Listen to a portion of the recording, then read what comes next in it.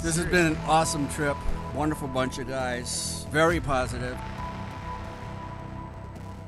I thought everything was, pretty close to perfect. Aaron and Brendan are really approachable. You ask any question any number of times. They're really helpful to you. It was really great having you guys with your knowledge of the location beforehand. Oh, I would definitely say come. They're so down to earth. These are a great group of guys to go out with. Feel the drama. Feel it. Photogadventures.com/workshop. Oh man, I still just love that. Maybe I shouldn't show you guys the Photoshop right now. Let's go back over here and zip onto a full screen. We got a bunch of guys talking to each other. Shane, Dave, Andrew, you guys, Lonnie, hello. And you guys are talking about mosquitoes being bad still. Wow, man, here in Utah it has become very cold. I went to a football game, watched BYU on Friday night. They actually managed to win, thank goodness. And it was cold. I wish I would have been dressed for my Milky Way photography because I would have been warm. I would have had my nice pants on, my nice Under Armour, Kurt Kai's summer wear on. It would have been fantastic. But no, I was freezing. Hey, there's Mary Beth. Hello all. I can't believe how many of these live videos I've been able to catch lately. I blame the persistent rain. Hey, good job, Chicago. Way to rain. Keep Mary Beth in there watching Photog Adventures live. So Shane, hey Dave, hey Andrew. What's going down? What's going down is that we're talking a lot about what is coming up here for Aaron King's future workshops with Brendan Porter, Photog Adventures, as well, tonight we're not going to talk about our James Kelly workshops out there at Faroe Islands. We're just going to focus on Milky Way stuff. So the way things are going to go, guys, is I'm going to start out talking about our Southern Utah workshop. We'll do the Southern Utah workshop, our locations that we're going, show you on photo pills how it's going to work for those times. Hey Mo, how's it going, man? And what times we are going to be out there during this year, the available workshops that we have. And then after that, we'll jump into the Escalante one. So I'll kind of split the time half and half. Right now it's 7 o'clock. We'll do about 30 minutes describing the entire Southern Utah workshop. And then 30 minutes will go into the Escalante workshop. And after the Southern Utah workshop, you guys can ask questions. Well, no, we'll just not do a Q&A session. The entire thing's a Q&A section. So just hit me with the Q&A section. That's what I'm thinking in my head. Hit me up, questions the entire time. No worries. If I don't see it, maybe we'll get lucky and one of our moderators will get on. I didn't, inform Rob or Kirk whether we're going to be on. Dean Vincent might pop in. Hey, Clement Stevens, Clement. Probably Clement Stevens. No, I bet you're Clement. Clement Stevens. Hey, man, I want to say Clement, but you're not inclement weather. You're Clement Stevens. So, hey, guys, let's get started. Let's talk about the Southern Utah workshop. Now, the reason why we ever changed it from being a Goblin Valley workshop to a Southern Utah workshop is because we spend so much time just all throughout that area. In fact, I might as well let's get Google Earth up now before I forget, because we're gonna want that. I doubt I'm gonna need Photoshop. The only reason why I wanted to have Photoshop up was so I could remind you guys of the dates. And so let's go big old giant font, text to alt heavy. Let's do heavy. Heavy. You guys are watching me type. Why should I make you watch type? Quitting Photoshop. Discard. Get out of here. Don't save. Who cares? Don't save that either. Let's go into Google Earth and talk about these areas. So, I wonder if I can find it. I'll try and find it on my iPad before I get to it, but there's a really cool pathway that we go. So, Photog Adventures. You go to photogadventures.com/adventures, or you go to photogadventures.com/workshop, or just go to the homepage and click on Photography Workshop, and you'll be taken here. And you see the overly dramatized video that we started out this with, as well as all the options that we have for next year. We're not going to talk about Crater Lake today. We'll talk about that in a future video. Let's just focus on the Southern Utah workshops and Escalante workshops. Why both of those? They're the exact same price, so it's easy for me to talk about something that's the exact same price. So we're going to go through, like I said, Southern Utah, then Escalante. And if you guys hang around with me till the very end and you're on the fence about jumping in on these workshops with us, I'm going to have a special deal for those of you who've watched this video. So it'll make it worth it. You're on the fence. I might get, okay, I'm going to go in 2019. I'm going to join them. What's that special deal? Oh, okay, sweet. I'll take that special deal and I'll sign up today. So Let's have fun talking about Milky Way, though. Let's enjoy it. So Southern Utah Workshops, when are they? April 26th through 30th. These are 4-night workshops, 4-night Milky Way workshops, so that you have plenty of opportunity for at least one good cloud-free night.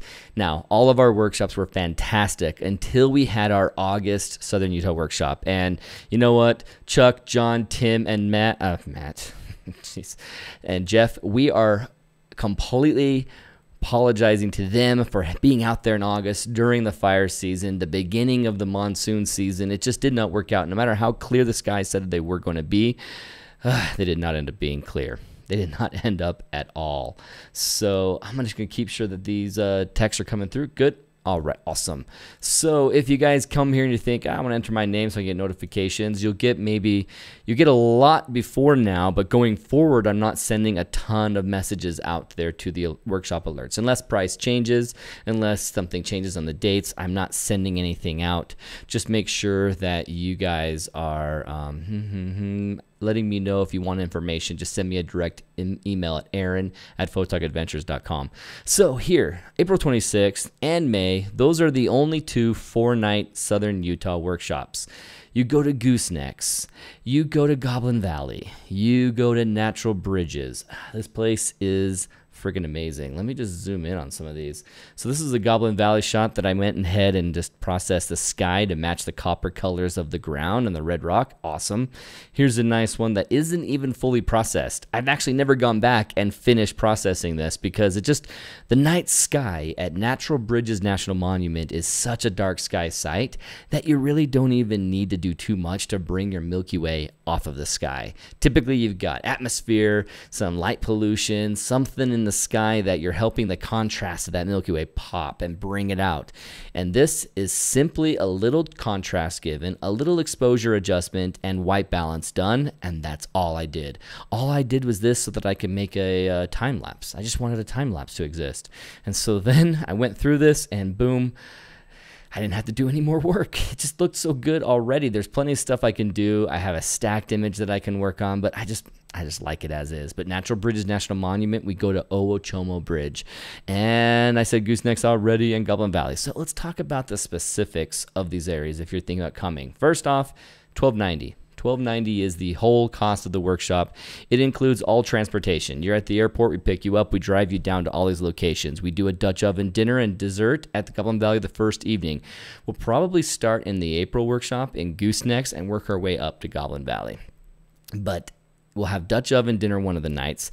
We always bring snacks and drinks, lots of Gatorades and Cliff Bars and stuff for us so that none of us are dying out there. And then personal instruction at the camera, critique sessions, post-processing sessions. I've got to say, in 2018, we had minimal time for post-processing sessions, and I'm working them in much stronger in 2019. So if you wanted to come back with us, like Kathy, Venkat, you guys are coming back and joining us for another workshop, and I think you guys are going to see how I'm going to organize that a little bit stronger, make sure we get to these sessions and teach the entire time and not just at the tripod. So does not include your cost of flying here to Salt Lake City, or you can go to Vegas. If you go to Vegas, it's sometimes cheaper flights, but you're going to want to make sure that you get your own vehicle and you meet us out there. A lot of the people who came with us though last year, they got their own vehicle just so they could be free to go. So if you're here, this is a very minor piece of information. You want to choose one of these dates. You see here, reserve your spot now, you click it and it just takes you up to the top. What it's doing is saying, do you want to go April, May, July on the 2-night one? I'm going to go in May. You click on May, and this is just to let me know, oh, okay, you're going in May when I see that you purchased the May workshop. If you go back and see, oh, I guess you got to go actual back button back, and you click on the April one, it's the exact same page, the exact same price. Nothing has changed about it other than my hint that you wanted to be a part of the April one versus the May one. So let's talk a little bit about where we go, and I think I'm going to start that by doing this. I'm going to hop over to my iPad. And, oh, you know what? My iPad, did it stop working? Where's Reflector? Get Reflector back up here. And, you know, I think it did stop mirroring over there. So let me start mirroring this back to my iPad while you guys are looking at the beautiful Google Earth. In fact, let's get this pulling in on Goosenecks right now. Goosenecks State Park. Come on, type Aaron Mexican Hat, Utah. Okay, that's going to pull in and animate while I type in my code for airplaying to my Mac, and boom, it should be there. Why did that just jump over? Okay, maybe. No, that's not it. Reflector just flat out isn't showing up. Or is it behind there? No, nope, not behind there. I wonder if for some reason this window is demanding attention. And so I'm going to minimize this window. Come on back, Chrome. Let's minimize you. No longer are you going to be in control, and I'm going to put reflector back on. So reflector just fought me. Don't know why. Usually works fantastic. Hey, there it is. Look at you, reflector. And now I think I can put Chrome back big and go back to reflector. Awesome. Let's go in. So what I wanted to show you in reflector was simply this, that I have this trip planned around 3 major locations. And if you have Utah in mind, you can see what I'm talking about. These locations are, you got Goblin Valley up here, Gob. You have Goosenecks down way at the bottom. And then you go up, and a little bit here is about natural bridges. So you end up with this space that we go down almost to natural bridges, take off, go Moki Dugway, pull into the Goosenecks.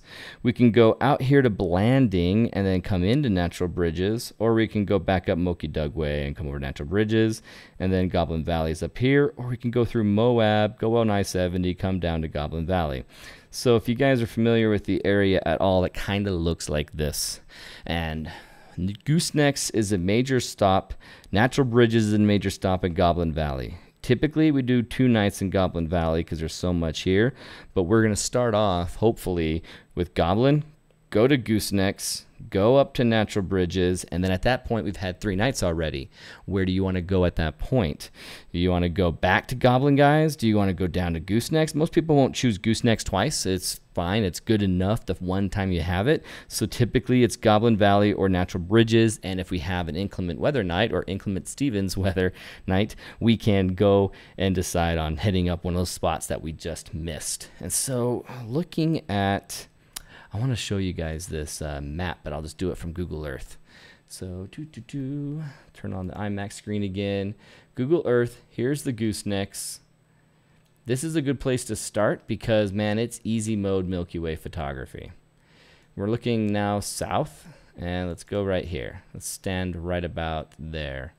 Pull us forward, pull us forward. You're going to see on this terrain, this river, this horizon, this side of a cliff, going down. Boom. Let's show you guys something here. Universal control.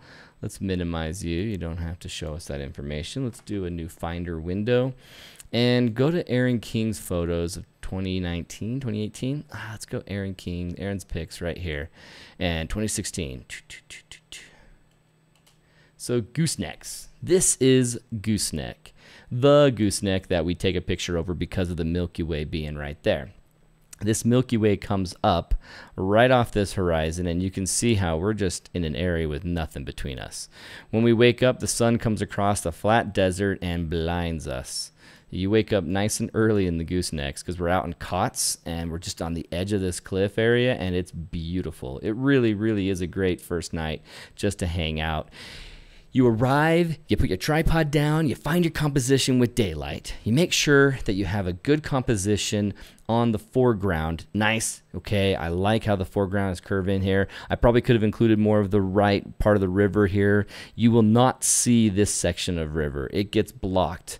You can't see the full like horseshoe shape because of the terrain in front of us. This right here, it gets overlapping and just blocks you no matter what angle you try. So you can get a little bit more of the right and left river, you can get a little bit more of down below you, but you won't see the full horseshoe shape like in Horseshoe Bend or at Dead Horse Point. You won't get a full shape there. So we go to composition, just lining this up on the third, try and get these nice shapes, all of this kind of curving out and pointing to running our eyes up to where the core is. And then you wait for that core to go. And so that Milky Way, you know what, let's load up Stellarium. And I got Photo Pills on my other screen. So let's open up that. And we're at the goosenecks. You can see it from this perspective, looking out. Well, of course, I'm not going to go full wide. Let's just continue on the top down. Pull out a little bit, though. So you guys can see this. You can see how the gooseneck is working. And let's change our date. I tapped on the clock. I'm going to change the date to our actual workshop. What date is our workshop? Our first one is April 26th through 30th. So sometime around then. Let's say the very first night, April 26th, 2019. And that works. Done.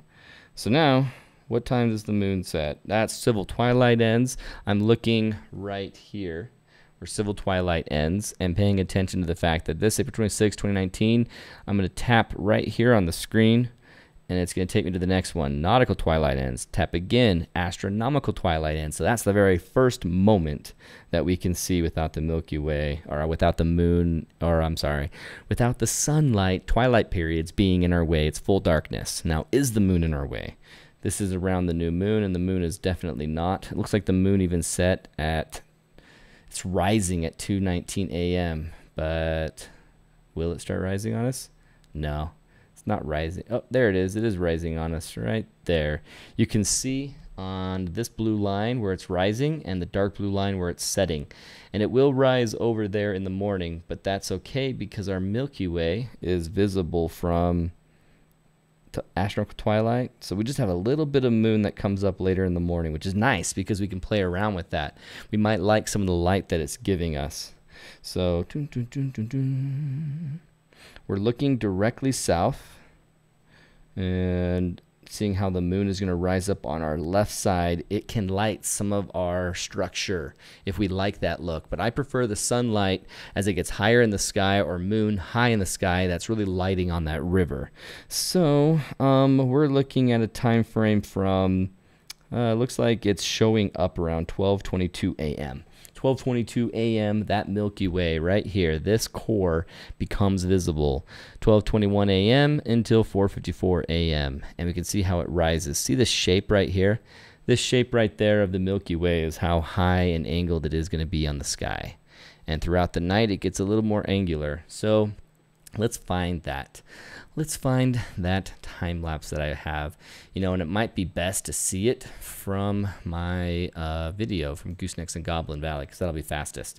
So while I load that up, I'm going to look at your guys' messages, any comments coming through, any requests. Hello, Southern Utah. Oh, a message has been retracted. James Baker said something that he decided not to say anymore. Awesome. So hopefully it wasn't something angry. Hopefully it was just something like, oh no, I didn't mean to write that there.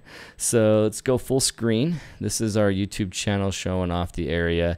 You can see me standing here talking about the terrain. Let me just show you what I mean by hanging out.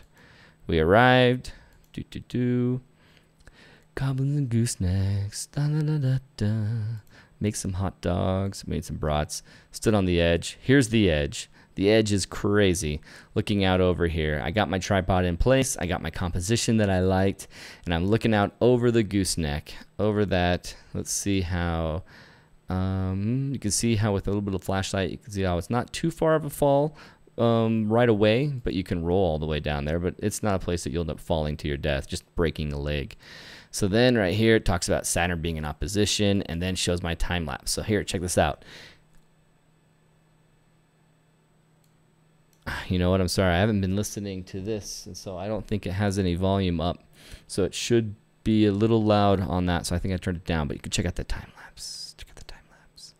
Look how the Milky Way moves. This is a separate camera. This is my Canon 70D, so it's really cropped in and only on the core, and the core goes out of frame. But I did a time lapse on this one, so I can use my 6D to get the actual shot. But then look at how that core is on the horizon, then coming up away from the minimal pollution that's right there on Mexican Hat. And now that Milky Way moves throughout the night, and then you just wait. Oh, here's another shot from my other camera. Once I got the shot I wanted, or no, I take that back. I just did a time lapse and then picked one of my frames from the 6D. So one of these frames becomes the image that goes in the final, and it's about to show you that after it shows you some telescope shots I did where I really upped the ISO to see them. So here's my top frame. my top half of the exposure, then put some compositional processing on it. Brendan's shot that he got out there by one of the only buildings there, the pit toilet. And then, do I not go back? And I'll go back and show my full composition. Oh, I guess that's right, because I need to wait for the sunlight to come out and hit right here on the river. And hitting that river just right is a long wait. So we watched Ant-Man.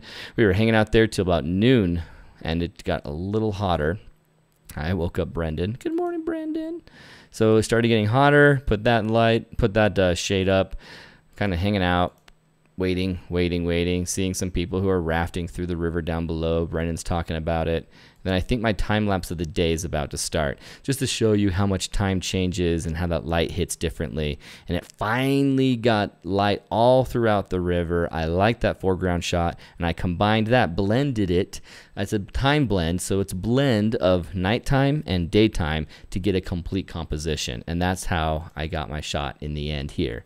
So freaking awesome. So I am gonna go back to show you guys this gooseneck shot. Let's go full screen.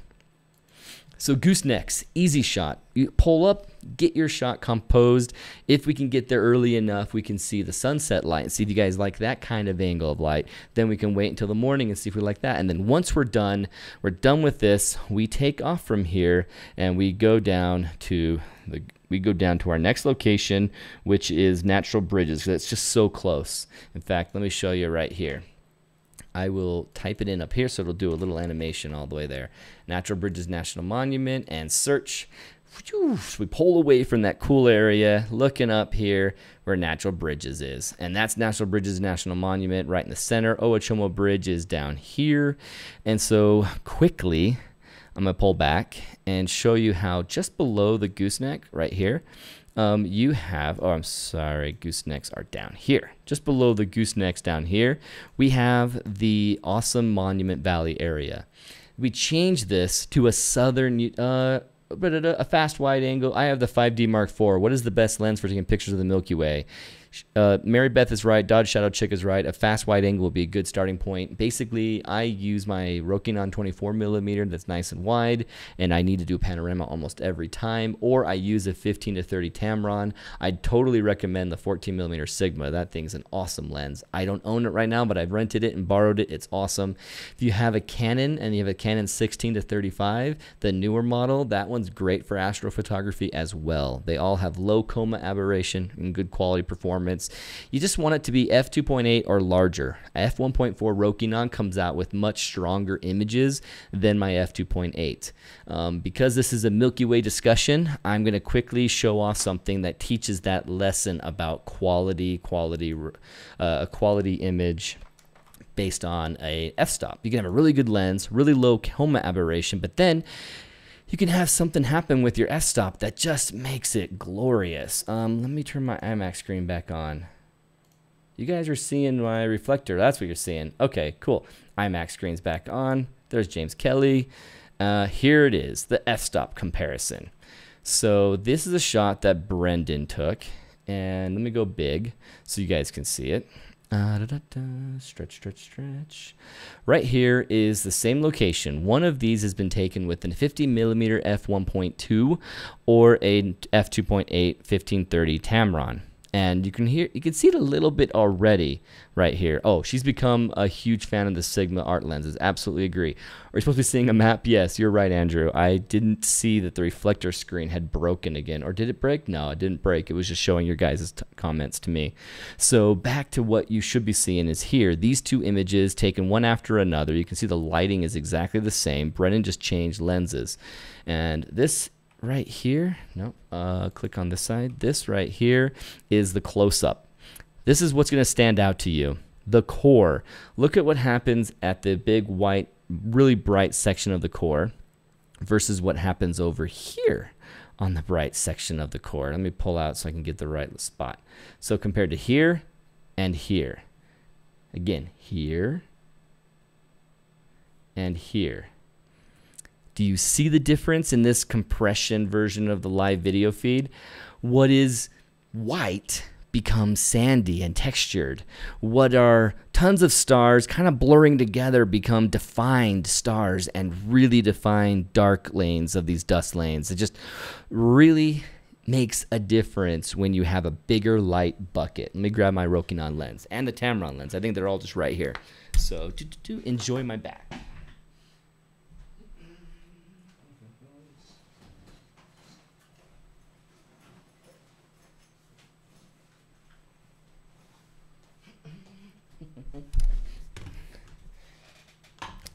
It's really easy to do Milky Way photography with just 2 lenses. I have no problem with it. In fact, I only do it with 1 lens for the most part. Here's my Tamron. My Tamron's fantastic. Let's go full screen so you guys can see me here. This Tamron has really wide angle. It has a zoom, so I can change my distance from 15 to 30. And right here, quality glass. Let me open up this so you can see through it. Change my focus. So right now it's showing my full aperture size. There's my full aperture size. You can see that? That's what an f2.8 looks like. Let me show you the difference with the Rokinon. Move this mic up a little bit so I can do that. Rokinon 24 millimeter, and then look at that. That's an f1.4. Side by side. These binoculars are different. Let me go right here at this angle. So you can see how this Tamron right on this side has a much smaller light bucket than this. We call it a light bucket like telescopes, you know. They suck in all that light. And so it's so amazing for landscape photography. It communicates with your camera. This Tamron, it has a fantastic zoom. I love this lens. This one sucks for landscape photography. It does not communicate with my camera, and the focus ring is very easy to move. Tamron focus ring, a lot more stiff. But that light bucket makes a big difference. This shot that you're seeing her in gooseneck was taken by a 17 millimeter that I didn't like at all. It was just, I needed to go wider. I didn't have my Tamron at the time, and my Rokinon, where was it? I guess I didn't want to go only 24 millimeter, and I didn't want to do it as a pano because I knew I was keeping my tripod in one position the whole time. So I couldn't use my Rokinon in that scenario, other than I'd have to just have a different crop for a shot. So little lesson, Milky Way photography, the biggest light bucket you can get. Absolutely the best opportunity is a big ol' light bucket. So I love my Tamron, love my Rokinon 24 millimeter. Getting something like a Sigma still has the same light bucket as this Tamron. They're both f2.8. So, I use the 14-24. It's been great for me. Awesome. AP Studios, I have the Rokinon 14 millimeter f2.8 and the Nikon f2.8, which would be better. I think the Nikon lens 14 to 24 millimeter is a better lens than the Rokinon at 14 millimeter. 14 millimeter Rokinon is very cheap, inexpensive lens. This 24 millimeter is cheap, inexpensive, but they work so well for astro. The 14 millimeter has a little more hit and miss than the 24 millimeter, but the 24 millimeter has some, issues too. Sometimes you can get a Rokinon model that just has a weird, I guess you just notice issues with the clarity on the lens. Mine has been fantastic. So I would say the Nikon's better. For Milky Way, both of them have the same strengths, a 14 millimeter wide and 2.8. Just because it's a zoom and a prime, there is going to be a difference in quality, but it's a Rokinon glass versus Nikon glass, and I still think the Nikon wins out. I'd have to actually do them side by side. See if I missed any other questions while we're going through there. And no, I don't see any other questions, just messages retracted. Awesome. So I love the Sigma 14 millimeter art. Absolutely. Now that is an f1.8. Is that true? Because I think there is a version that's f1.8, and I've been saying f2.8. So in that case, fantastic. And I think he's right, because I remember stopping down my 14 millimeter down to f2 to get a better coma. And so, yep, f1.8 is what the Sigma is. I was saying that wrong. I'm not much of a gear guy, so I just don't think about those things. So let's go back to showing you this image. Fantastic clarity, sandy textures in the whites, and also because you have a larger aperture, you can end up exposing differently so that these don't get blown out. So that's a cool sidebar of just awesome exposure lesson. And so when we're out at the goosenecks, you're going to have one image that you're going to capture. I'll just do big right here. One image that you're going to capture your bottom half, and you're going to capture the top half. All night sky and all during the day, during a large moon, whatever time. We're not going during the workshop with the large moon. You know, I said at half an hour I'd be done, and I barely gotten done with goosenecks. Zip! Shut it, Aaron. Moving on. So where else do we go from there? Let's get our reflector screen up. We're going to go to Natural Bridges, I said, right? Right. So Natural Bridges National Monument. That place is amazing. Let me show you guys right here.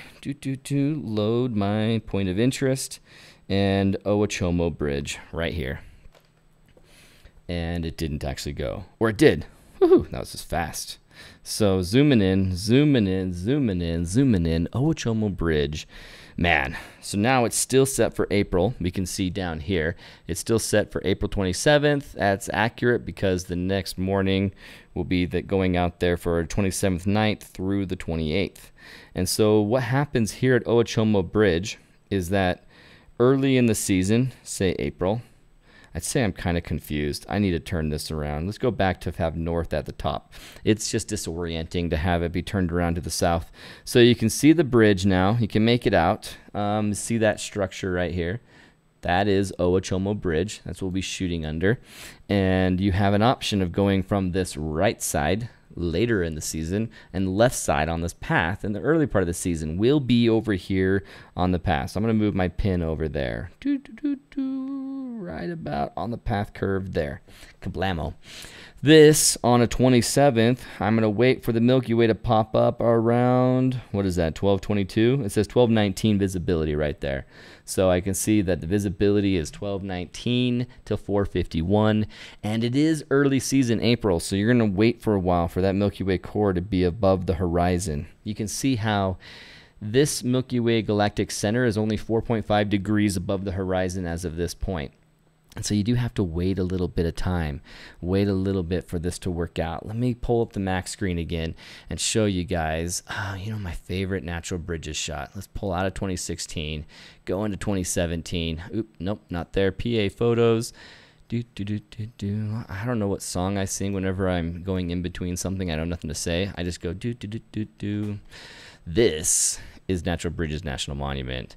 And to show you guys a time lapse of it, it might be easiest to just go to our Facebook page where we have the actual thing running at all times. So Photog Adventures, Facebook. Let's just Google it. And Photog Adventures, awesome. We're entering there from Google, and it's going to show our top bar. I want to go to their page, please. Am I not logged in so I don't see it? Okay, here we go. It's showing it now. This is Owachomo Bridge up here. Let me magnify this. This will just loop, so let's just loop it. So you can see from this composition out here how the sky is waiting for the Milky Way to come into position. And so you have different compositions you can capture from out far to go underneath. I definitely prefer the underneath shot. It is amazingly better.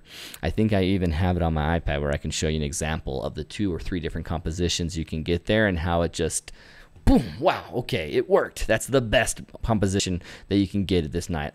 My personal preference. But you can see in that time lapse how we're working around. Kathy Hennehan's in here with me, Jeff Peterson. We lit on this side with one light, lit that side with another light, and we had it all the way across. We ended up not really needing this light, to be honest. So we've been only lighting it from this other side from that point on. So let me show you what I mean. We pulled back, so zooming in. And wow. You can get really lost really fast. Natural Bridges, there we go. Owachomo Bridge, way down here. So you can see this area and how you hike down the trail up from the cars, way up here, and you make this little hike. And you're over here eventually. And we walk across in front of here and place a light right around here to light this area to go up on this. And we walk back over here to take the shot. And we took some shots from back here from inside this, and then we went underneath. And let me show you how that turned out. I'm going to go to reflector. Good, I'm over here on my map app. Let's go back to this, pull out of this. We'll go over to the composition lesson that I have. Very last shot. Perfect. Okay, so here's an example. You know what? I'm going to go out. So right here you can see how the Milky Way is a little bit low and then it gets a little higher. But then as it gets higher, the Milky Way kind of goes away from that window. That's cool. And so do we like it really high? But then it's entirely outside of that window right here, and I just don't love that. So then we go underneath in this location. Let me hit on that. Go in, zoom in, show you guys the IMAX screen. That means we went down this pathway all the way to this point, practically looking straight up at it. And here is live view. Wow, right underneath it. Right underneath it. You can see that the bridge looks like this at this angle. And then we go back to what's on my...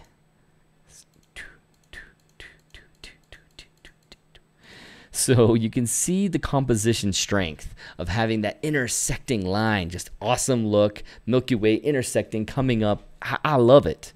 I just absolutely love Natural Bridges National Monument, the Ochomo Bridge. It's amazing. It's amazing. So let me jump back over to Goosenecks or Goblin Valley and get our way out of this. We got to get out of this screen. We've been talking about it forever.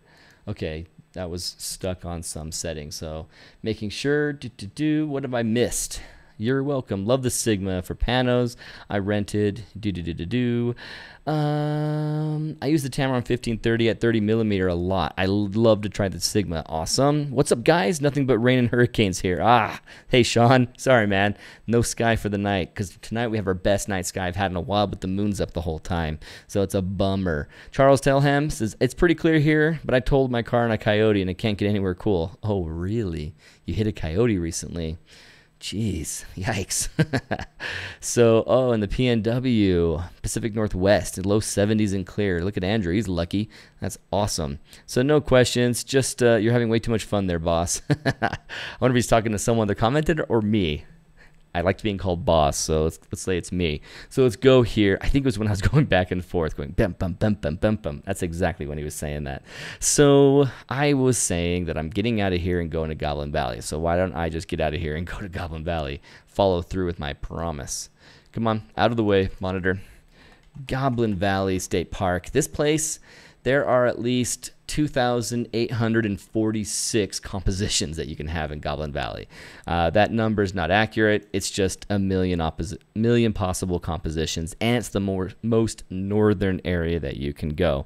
Let's see if we can find that picture I was talking about while I'm on the screen. You guys aren't seeing me do what I'm doing. Go to my favorites. So Goblin Valley State Park, right here. Isn't that beautiful? Oh, it's just wonderful. Desert. Oh, wait, it's down here. So this is Goblin Valley State Park. If you've never been here, here's a 360 to appreciate it. Let's jump into it. Come on, let's go. Oh, I don't want to go there for more panoramas. Crap, back to Google Earth. I just wanted to see this one. Let's go into that image. Zoom in slowly. All right, where's my awesome shot? I shared this recently with Mary Beth. It's one of our favorite trails to go. Awesome. It's loading. I have it. So this is Google. This is Goblin Valley at a great sunset. Now notice the light is hitting everything. When I get over here to the right where you see where the sun is, it's not sunset. It's the beginning of golden hour. Unfortunately, a sunset here is golden hour only. Once the actual sun gets to its colorful sky moment, these rocks, all of it, are entirely in shadow. They're just all in shadow. It's in a valley, literally, and other than tops of this, you won't get any light. And so that's the sad part about it. We will enjoy this golden hour. We will be out there and try and capture something cool. It's just fun. Why not? Plus, you want to figure out where you're going to go, because which one of these are you going to match up on your Milky Way? Let's change this to day and night, and we can see, I think it'll show right now as Milky Way. I'm inside the photo, so it's not showing me that. But I can see day and night. Oh, that's really dark. You guys can see what happens with the Milky Way as it goes up and down. But which direction am I facing? Here's the north. I'm going to go put it down there. And let's jump forward. Looks like settings. Can I change it to a different month? Let's do 4 and change that to 9. How about 19? Come on, change. Change to 9. I'm changing the wrong thing. 19. Help me out here. It won't let me go in the future or something. So that's not going to work. That's not the coolest way to show you, but you got an area here that becomes a playground that we put you off. Like, you're loose, you're free to go. We have 1 or 2 compositions that we have in mind, that we want to show you light painting, that we want to show you how to work with these areas, but you're free to capture your shots. Say someone is right here and someone's over here and the Milky Way is up on this part right here. You light paint, you will not interrupt each other. We're going to do low-level lighting only, no flashing light painting, and low-level lighting is not going to interrupt anybody. You feel alone right here, even if someone's over there. You just can't notice them. So what we will do is we'll start out in this area with this windy S-curve, as it's a cool place to go. I shouldn't say start out, because this is nicer towards the end of the evening. But we will do this composition end of the evening when it's more vertical, as well as a composition here very close to the entrance so that people can come down, light paint with us, and then go back to the car and grab things that they realize now they forgot. Teach light painting, teach it, and then give you guys the tools to go out and find something awesome. Brendan will stick with the group, I'll stick with the group, and we'll have a lot of fun out there. So this is such a cool place for Milky Way. As you can see, there's 1,360-degree panoramas here. So Goblin Valley, fantastic. I am going to default to Phil Sisto's page for showing awesome Goblin Valley stuff, because he did some really cool things. Facebook, Phil Sisto. He went out there with the Star Tracker and got an awesome bunch of shots. Let's see. Let's find the right Phil Sisto Facebook, because I'm just not on my account. I am not going to find this fast. All right, cool. I will get it on my account. Let's do it. Let's go over to Photog Adventures. Give me Photog Adventures. And popping this up. Bring it over. Let's log in to Photog Adventures Facebook. Hopefully no one will try and talk to me, and I don't have to feel like I'm ignoring them. Oh, I got 4 messages already. Man, it's busy. So, Phil Sisto. Let's go to his photos, because, man, they are cool. His imagery out in Goblin Valley they just turned out really, really well. So thanks, Phil, for letting me show these off. And your family photos. Come on, where's Phil's photos? How about albums? Maybe there's an album for it now. I bet he wants me to go to Phil Sisto's photography or something. Where did he save it? Phil Sisto on the Photog Adventures page. Still not. Oh, he even shared that. Thanks, Phil. Thanks for doing that, bro. Appreciate you doing that. You know, of course, as much as Facebook is awesome, it's also challenging. Phil Sisto photography, maybe. Probably has a photography page. Oh, you know what? Right there on his account. I can just click there, and he says that he runs a page. P Sisto Images. There it is. Okay, I should have gone there first. All right, here we go. Here's one of his shots. Pulls up, really great clarity, really great sky. This is in June 11th of 2018. Now, 11th is actually the morning. He got there way early in the morning. We went there at the 10th. Where's this really cool pano that I love? It is this one. Part of it. Is this underneath it? Just the sky. Oh, that's at the goosenecks. But that's a cool example image. June Milky Way up high. The goosenecks from a different composition. He went out to the point more where you can see more of the other goosenecks, which is not bad. I like that shot too. Really do. Here we go. Here's his pano. Let's go full screen on this. Just to appreciate this composition here. We like these toadstools, maybe just a little bit lower. I like going a little bit lower on mine to bring this shot above the horizon, but these guys look really cool. You can see a difference between this and my 2016 shot of this area. Let's go back a folder and you'll see my 2016 shot of Goblin Valley. This versus this. Long exposure, really long exposure using tracker, lots of stars, lots of color, and then you get what is essentially 12 seconds, 13 seconds, I think, and captured really fast. And this is in my 2016 images. There's just so much better you can do, but you can love this composition around these toadstools. So Goblin Valley, amazing place. I gotta shut up about it, otherwise we're never gonna get much on Escalante, and Escalante is special in its own right. So let's start off at Devil's Garden. Escalante. You know what? Devil's Garden is going to be hard to find because Escalante has a name that everyone uses. Escalante National Monument. Why aren't you even loading at all? Well, who cares? Let's pull out. We'll go to Escalante ourselves.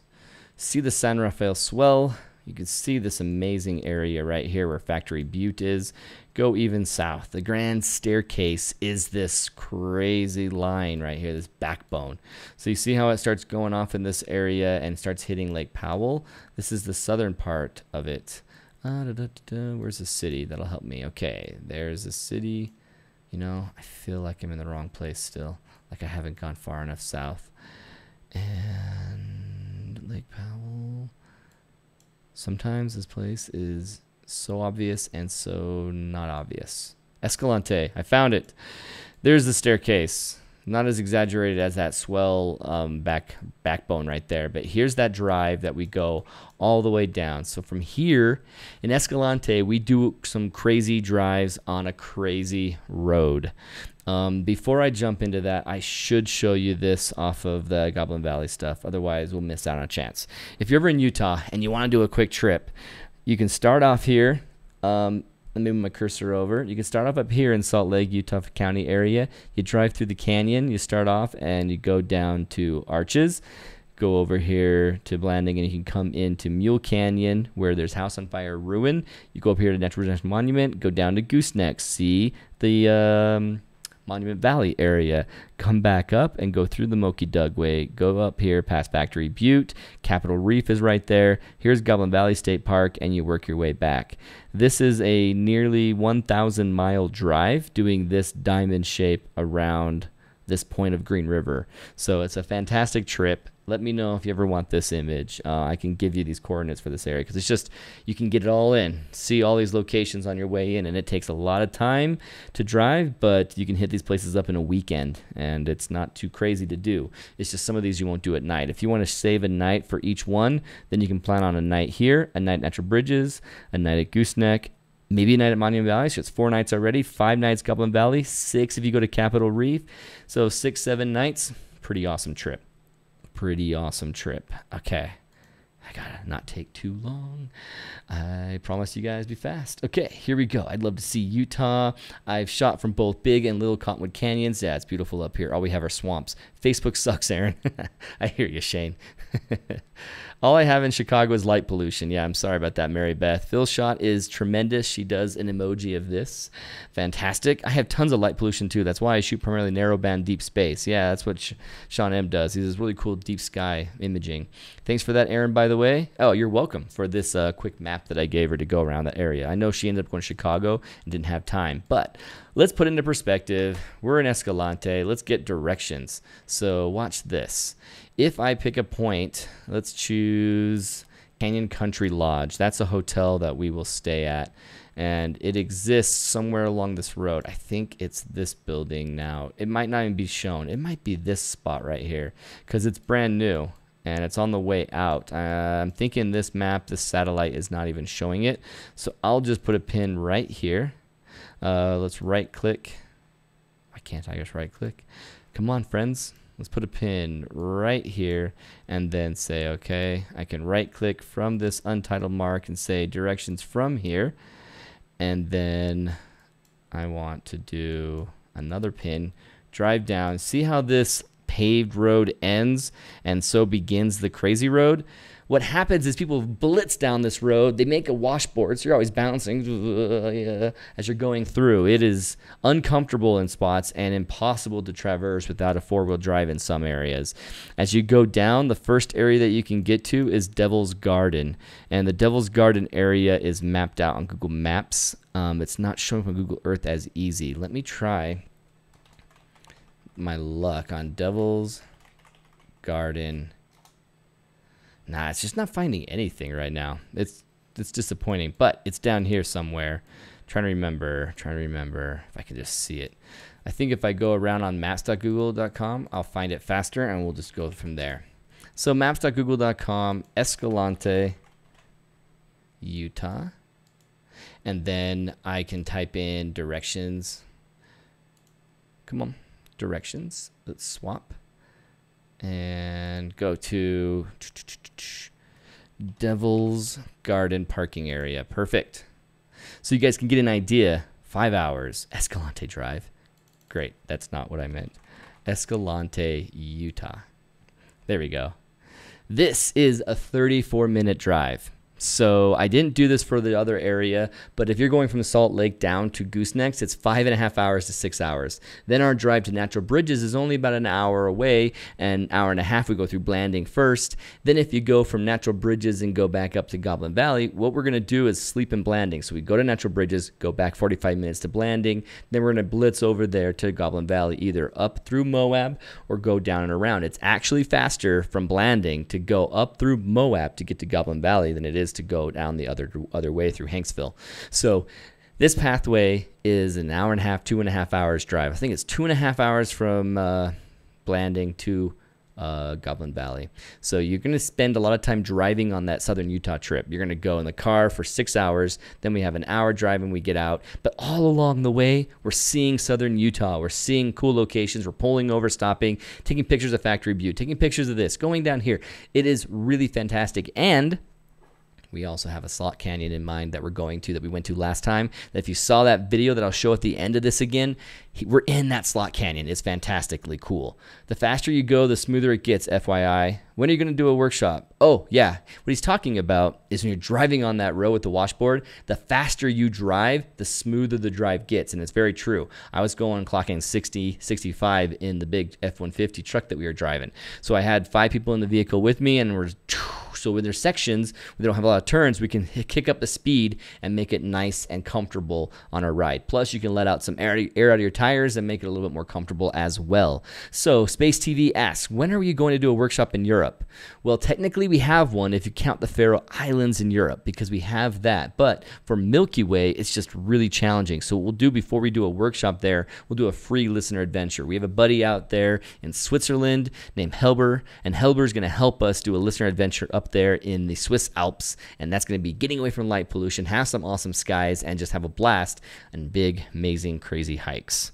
So yes. So here we go. We got 34 minutes of a drive from Escalante to our first area, and that seems really easy, not too bad. We do that the very first night. But we're also going to have to go all the way down to Dance Hall Rock right here.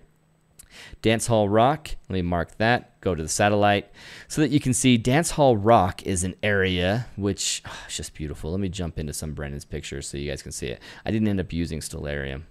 Look at that, classic Aaron. I'm going to do this. Nope, I'm going to do this. I'll do that. Squirrel, I jump around a lot. Brendan's pics, and, oh man, Escalante. Brendan has pretty much most of his portfolio filled out from Escalante alone. Here's the May workshop. Let's go into some of the shots that he got in the last workshop. Playing around with light at Dance Hall Rock. Dance Hall Rock is all about getting to this really cool tree that we can light paint from here and capture the Milky Way above it. So let me just go through some of his images, the raw version and the final. Oh, here's a cool shot from another hole that's out there that he lit with his own headlamp, and then you can see the full panorama. Beautiful, beautiful sky in Escalante. It's just astonishing how great some of the sky can be. This is Devil's Garden. This is Devil's Garden. You got Metate Arch or Metate Arch. And you've also got these cool pillars that we can be by. Oh, man, I love it. Gosh, I love those pillars. And then there's like 6 to 7 different compositions that you can get out here in this area. Here's our group. Venkat, Nicole, and Kathy, and Brendan doing his scary eyes. I don't know why he does that sometimes, but he just gets scary eyes. And there I am. This picture's swollen me up for some reason because I swear I'm not that fat, or I am exactly that fat. But this is our waiting for the night. We hiked to Sunset Arch and blah, blah, blah. Let's not talk about that right now. Keep on track. Dance Hall Rock. Here's where you have your first hike. This is where we park and we hike down this and come up around that, and we get ourselves over into here and we find our rock with a tree in it, which is this one, I believe. Pretty sure it's that one, or maybe it's that one. Oh yeah, it's this one. This is the rock, because you can see people already standing next to it. Look at that. Hey, shadows. Here's that cool tree growing out of the hole. And this is about a mile hike. It's pretty easy. You'll get there huffing and puffing because you end up going sideways up a sandstone hill. And so just get ready to twist your ankle if you're not careful. So you got to be very careful, very slow. We can go up here and go up a nice gradual entrance into here. It's a lot better than what I did to Kathy last time. We ended up going up the steeper part. I don't know what was wrong with me. So this sounds like a complete blast. I've never done a workshop before. Andrew Buren, it is. It really is. Because you go to all these different locations in the Southern Utah spot. Then Escalante, we really hit these really beautiful areas. So, well, we'll get you fat. Haha, come to New Orleans. I'm already fat, man. I'm going to lose this weight now that I have my own kitchen and a fridge.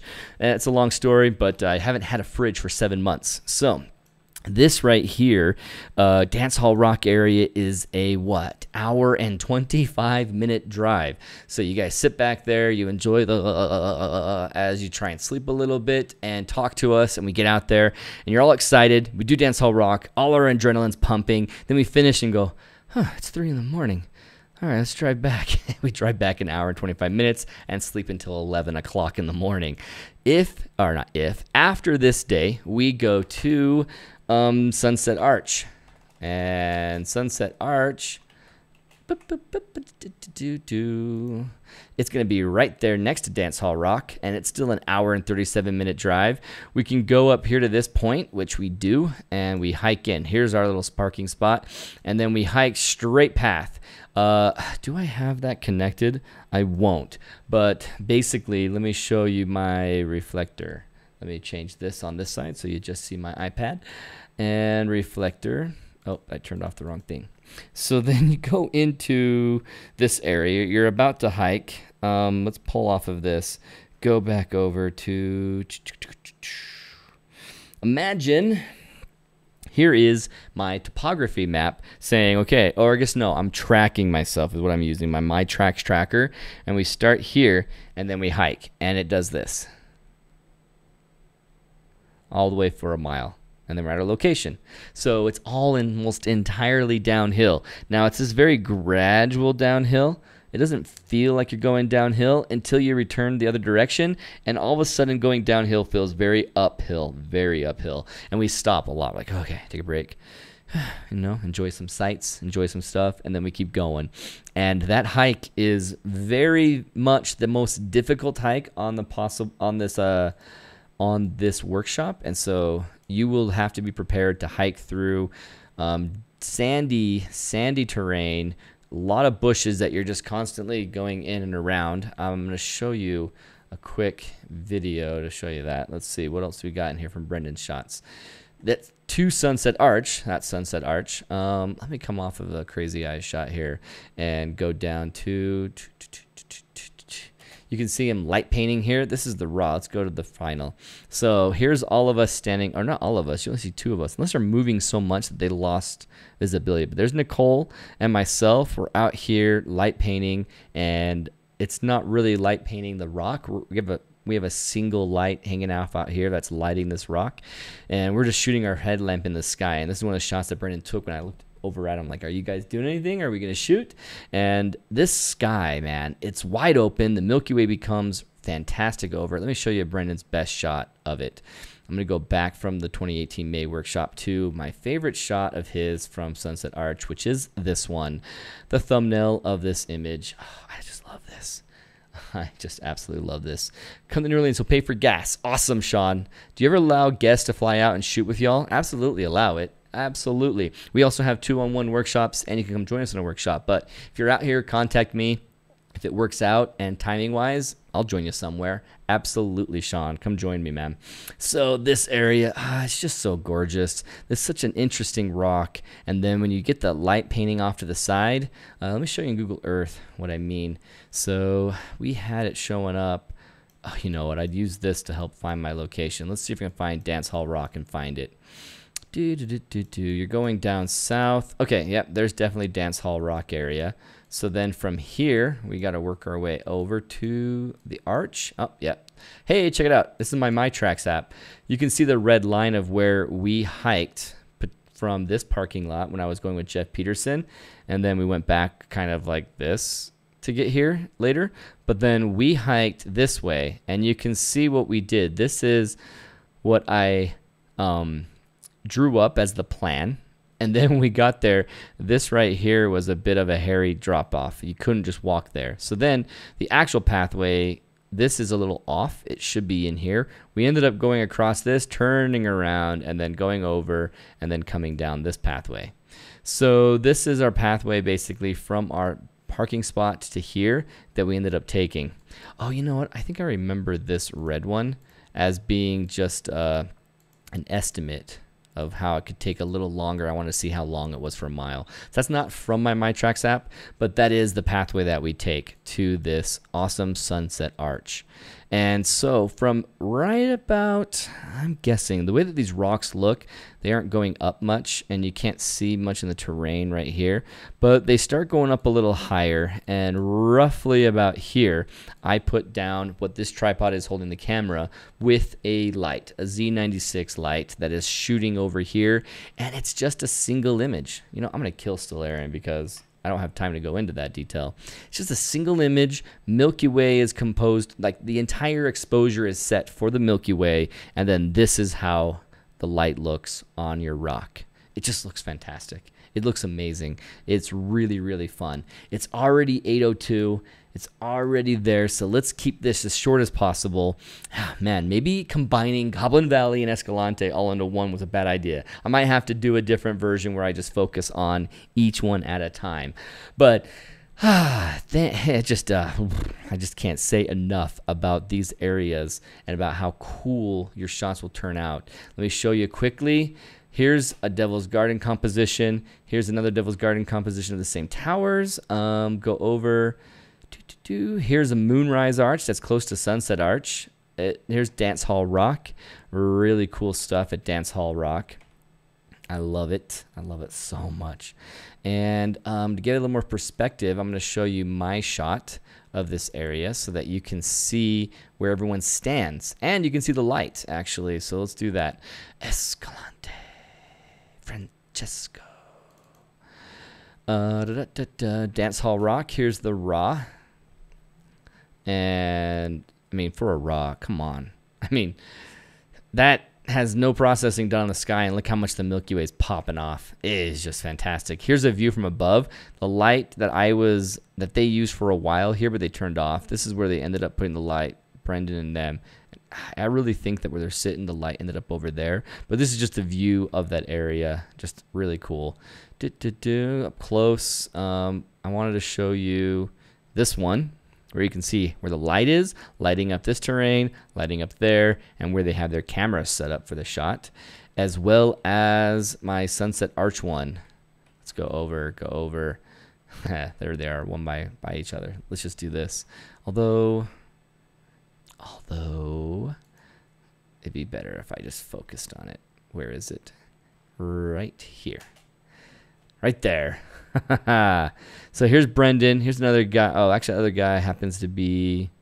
No, I think that... Yep, that's a guy's name I'm forgetting right now. But you can see the light up on the hill a little bit, shining over here. And where Brendan is standing, roughly, he captured the shot that I showed you on his page. So this is just that close, that easy. Capture all very flat. In the dark, walking around here, it's not as scary as it looks. Just use your headlamp. You won't twist an ankle. It's a beautiful, beautiful place. No processing, incredible, right? Absolutely. It is amazingly cool. So for those of you who are still a part of this, I want to give you guys a deal if you guys will jump into these workshops and register your spot. Where am I trying to find? I'm trying to find this. Okay. So you go in here, Southern Utah Workshop, you can click on this, or you can go into Escalante Workshop and jump into that. In fact, any of these that you buy, I'll give you that deal, but we're just talking about these tonight. So, what's a good code word to show that you watch this and you listen to it? Code word, light bucket.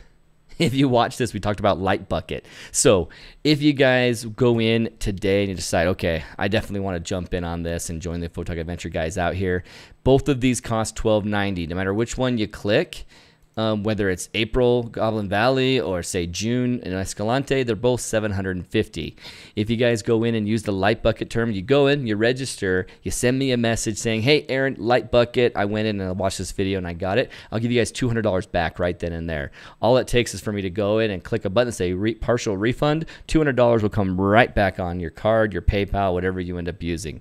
You can go into PayPal and click here, do a deposit only, and then check out with PayPal. And that'll help you pay with PayPal. You can use PayPal credit any way you want to do it, or you can use a credit card or something right here. We really want to fill these up fast so that we can schedule our guy who does the Dutch oven dinners. It's my ex-father-in-law, and this is just an experience for him that he's excited about, and we didn't get a chance to take advantage of him this last year, unfortunately, due to certain participation was just too low for us to go for him. So we want to get all these things organized way in advance. I'm trying to sell these out. We're going to be at the conference down at Create Photography Retreat and for Royce Bear's Milky Way Nightscapers conference. And so both of those, we're going to fill up all the rest of the slots. So by May 3rd, most likely every single slot will be taken and available, and if there's any demand for it, we might add some more locations later on. But July and August go into the monsoon season, so we don't want to stretch into them anymore like we did for poor Jeff and Tim and John. So check it out. He'll come and cook gumbo. Okay, Sean, let's do it. Light bucket is your code word.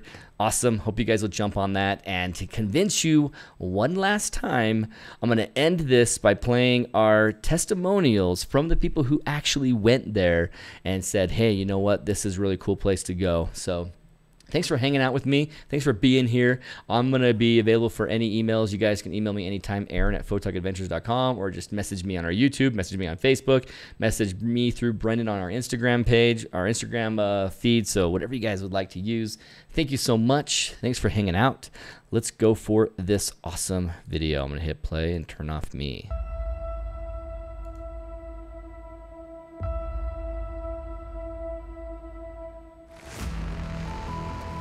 The other area right here, by the way, this is Natural Bridges National Monument.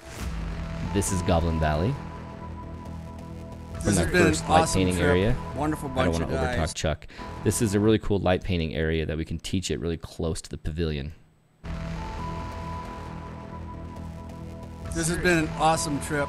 That's the Wonderful slot bunch canyon. of guys. Very positive. This is Dance Hall Rock. I thought everything was Walking You know, around Dance pretty Hall close to Rock, heading perfect. back in. It's Crater Lake. If you gotta go to Crater Lake, this is the greatest Aaron and panorama. Brendan are Oh, really approachable. You ask any Thanks, question Ben. any number of times. They're really helpful to you. that slot canyon's amazing. It was really great having you guys Natural with your Bridges National knowledge Monument. of the location before. Ochomo Bridge, as you've seen it. Oh, I would definitely say come. They're so down to Working earth. at the Star These are a Tracker, great group which of is guys a to lot go of out work. with. This is us hiding from rain in Goblin Valley, the pavilion. Natural Bridges National Monument. Join us out there. Photogadventures.com/workshop or /adventures or anything. Thank you guys for hanging out with me. I'm going to turn off the live feed and play it one more time while I turn off the live feed. So if you have any questions, hit me up. Might have to pull a trigger. Andrew, I hope you do. Let me know if you have any questions, man. Talk to you guys later.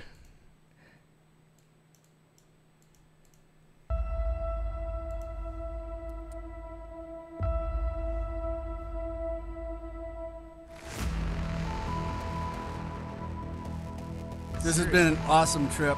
Wonderful bunch of guys. Very positive. I thought everything was, pretty close to perfect. Aaron and Brendan are really approachable. You ask any question any number of times. They're really helpful to you. It was really great having you guys with your knowledge of the location beforehand.